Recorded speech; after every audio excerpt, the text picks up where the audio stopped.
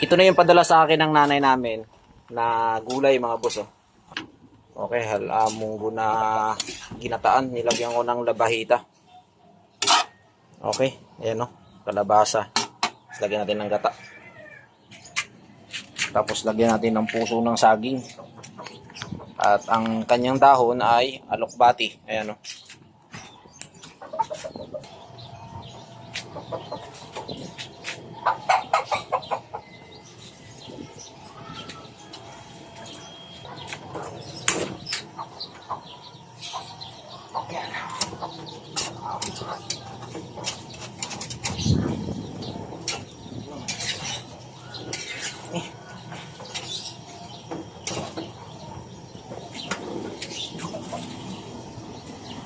So yun mga boss, oh.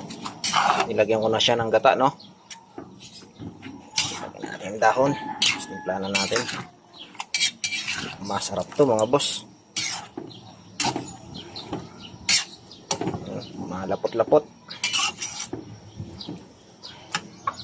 Munggo na may kalabasa, na may sitaw, na may okra. At mayroong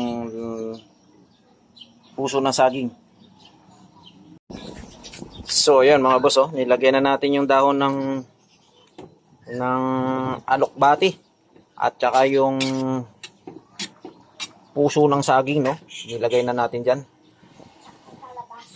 Okay, ang lahok nito yung labahita na isda. Sarap nito mga boss, oh. Yummy ito mga boss. Ayan, no? Marami na naman ang kain nito ni Boss Didi, sigurado. Tikman nga natin. Yummy.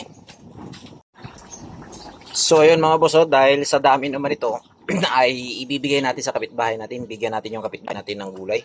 Ayan, no? Hindi naman natin kaya ubusin to. So kahit hanggang mamayang gabi ay pwede pa ito. Bigyan natin yung kapitbahay natin mga boss. Si yummy nito, sarap nito. Okay na mga busing. Maraming salamat.